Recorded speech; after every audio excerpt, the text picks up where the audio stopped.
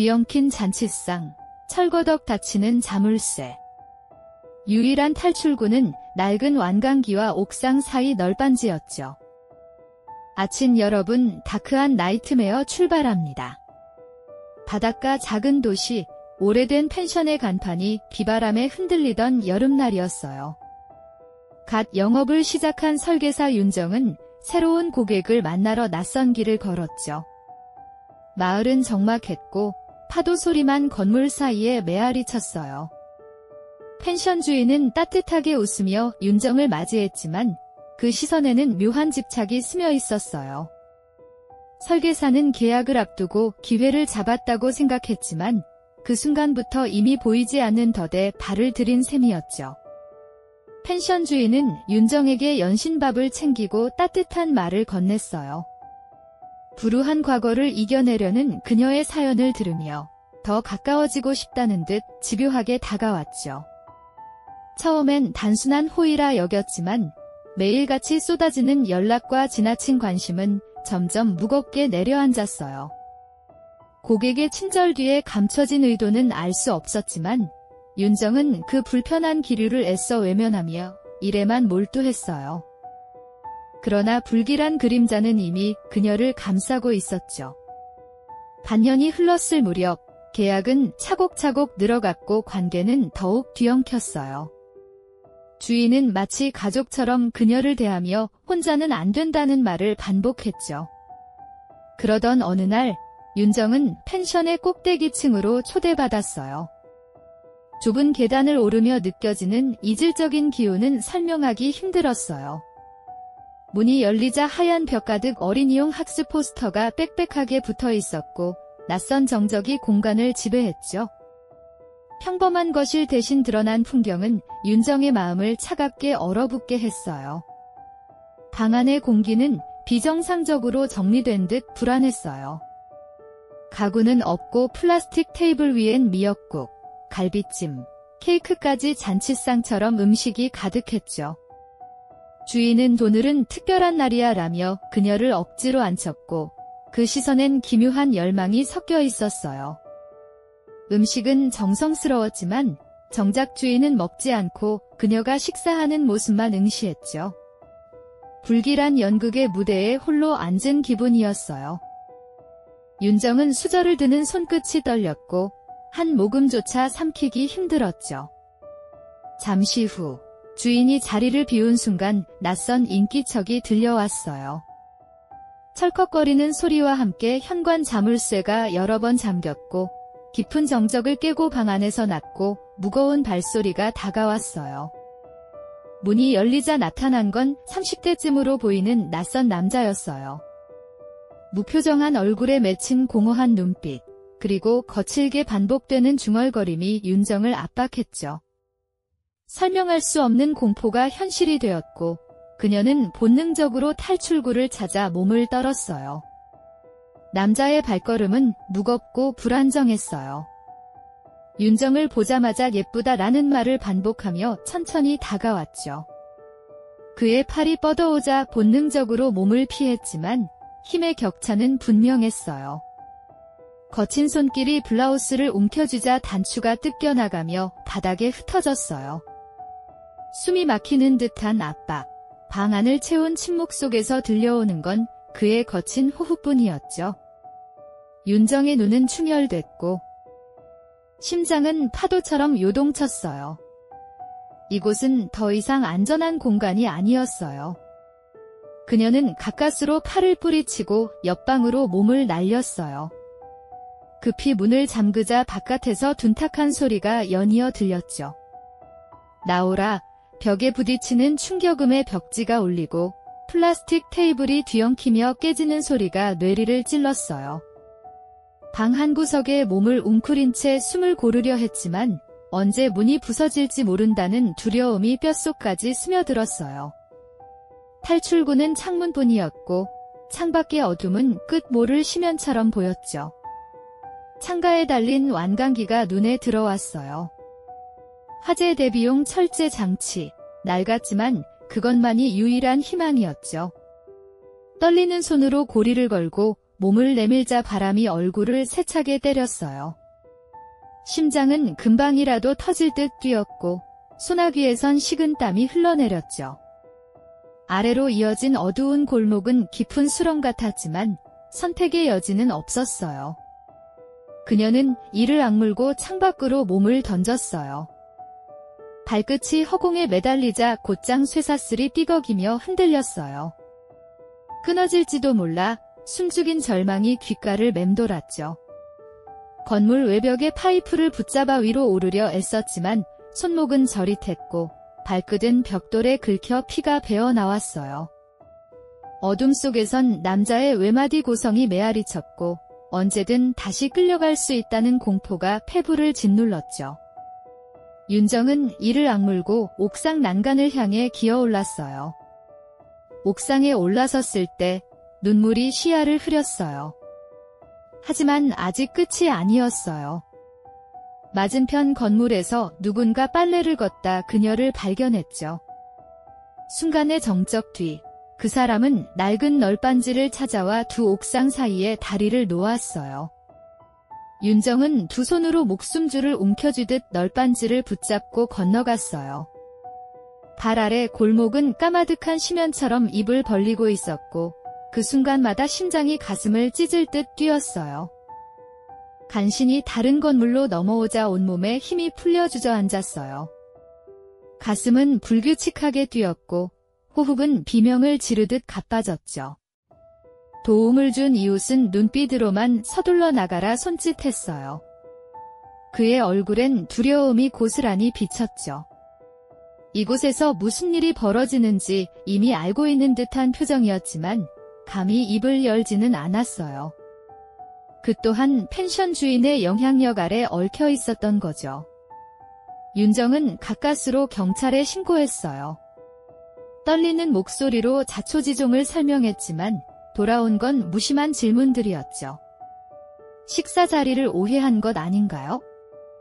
남녀 간의 사정은 알 수 없는 거죠. 그녀의 이야기는 가볍게 흘려듣는 듯했고 그들의 시선엔 은근한 의심조차 깃들어 있었어요. 벼랑 끝에서 손을 내민 듯한 절규는 차가운 공기 속으로 흩어졌죠. 펜션 주인은 태연하게 경찰 앞에 섰어요.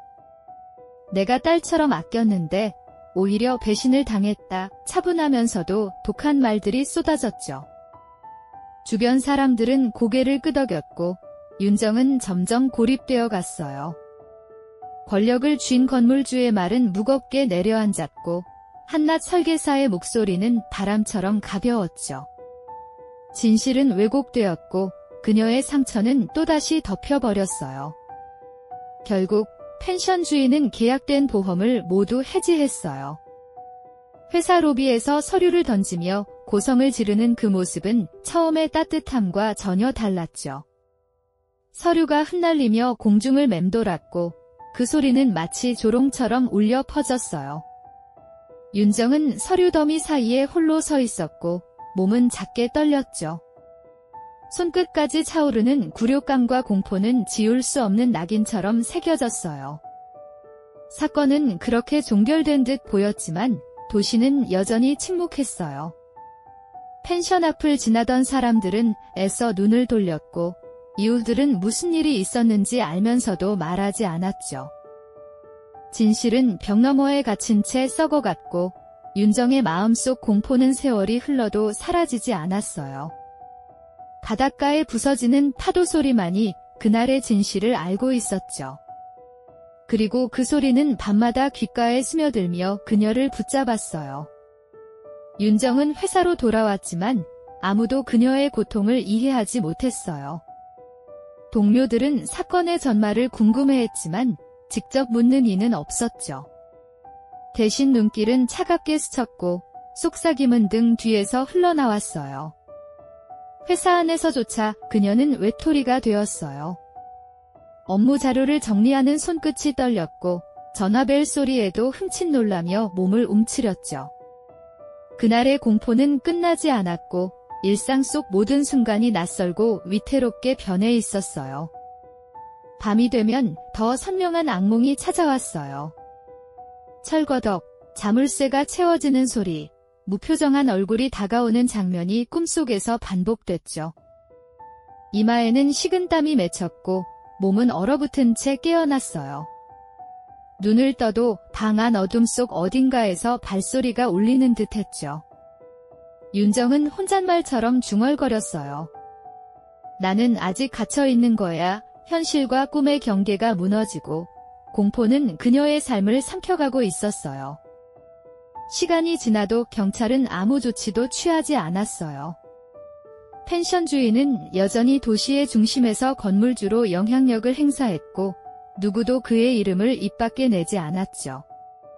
윤정의 신고는 서류 더미 속에 묻혀버렸고 주변인들의 기억은 편리하게 잊혔어요. 억울한 진실은 공기처럼 희미해졌고 그녀의 목소리는 허공을 맴돌 뿐이었죠. 세상은 침묵했고 그 침묵은 그녀의 가슴을 더 옥죄었어요. 그녀는 다른 지역으로 이직을 결심했지만 발걸음이 쉽사리 떨어지지 않았어요. 바닷가를 스쳐 지나갈 때마다 그날의 건물이 눈앞에 아른거렸고 자물쇠 소리가 귓속을 파고들었어요. 마음속에서는 끊임없이 질문이 맴돌았죠. 왜 나였을까? 왜 아무도 날 지켜주지 않았을까의 상처는 흉터로 굳지 않았고 여전히 피를 흘리며 그녀의 삶을 잠식하고 있었어요. 어느 날 한밤중 골목을 지나던 윤정은 펜션 건물 위쪽에 불이 켜져 있는 걸 보았어요. 그 빛은 비현실적으로 새어나왔고 마치 그녀를 향해 부름을 전하는 신호 같았죠. 눈을 돌려 외면하려 했지만 그 순간 폐부를 찌르는 환청이 들렸어요. 예쁘다. 예쁘다. 낮고 반복적인 목소리. 그날의 악몽이 다시 살아 움직였어요. 심장은 얼어붙었고 다리는 무겁게 굳어버렸어요. 윤정은 온몸을 떨며 집으로 달려왔어요. 문을 걸어 잠그고도 불안은 사라지지 않았죠.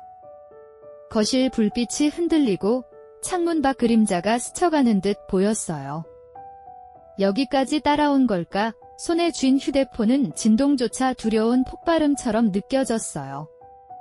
어둠 속 그녀는 담요를 뒤집어 쓴 채 떨며 새벽이 오기만을 기다렸죠. 그러나 날이 밝아도 안도감은 오지 않았어요. 공포는 이미 삶의 일부가 되어 있었으니까요. 도시는 여전히 잔잔했지만 그녀의 내면은 무너져 내리고 있었어요. 영업 자료를 정리하는 손끝은 자주 멈췄고 고객과 마주할 때조차 눈빛은 흔들렸어요. 회사는 냉정하게 성과를 요구했고 동료들은 더 이상 그녀를 챙기지 않았어요. 무너지는 삶의 조각들을 붙잡으려 애썼지만 그날의 기억은 그림자처럼 따라붙어 모든 걸 집어삼켰어요. 사건 이후 윤정은 인간의 얼굴 속에 감춰진 그림자를 알게 되었어요. 따뜻한 미소와 정성스런 밥상 뒤에 숨어있던 집착, 그리고 그것을 외면하는 사회의 차가운 무관심까지. 그녀는 깨달았죠. 진짜 공포는 한순간의 폭력이 아니라 그 후에도 이어지는 침묵과 고립이라는 거려. 이 교훈은 그녀의 삶을 무겁게 짓눌렀고 영원히 지울 수 없는 흔적으로 남았어요. 윤정은 결국 도시를 떠났어요. 새로운 곳에서 다시 시작했지만 뒷골목의 발소리와 자물쇠 소리는 밤마다 귓가를 맴돌았어요. 사람들의 웃음소리조차 어쩐지 낯설게 들렸고 낯선 손길이 스치면 심장이 굳어버렸죠. 그녀는 알았어요. 공간을 옮긴다고 상처가 지워지진 않는다는 걸. 기억은 몸에 새겨져 언제든 악몽처럼 되살아날 수 있었어요. 그 사건은 기록되지 않았고 신문에도 나오지 않았어요. 하지만 진실은 분명 존재했어요. 펜션의 벽에 붙어있던 수십 장의 포스터, 잠긴 문, 뒤엉킨 잔치상, 그리고 구원을 건네던 낡은 널빤지까지. 윤정의 삶은 결코 예전으로 돌아가지 못했죠. 바닷가를 스치는 바람은 여전히 그녀의 귓가에 속삭였어요. 넌 아직 그날의 방 안에 갇혀 있어. 그렇게 보쌈 사건은 끝나지 않은 채 영원히 기억 속에 남아 있었어요.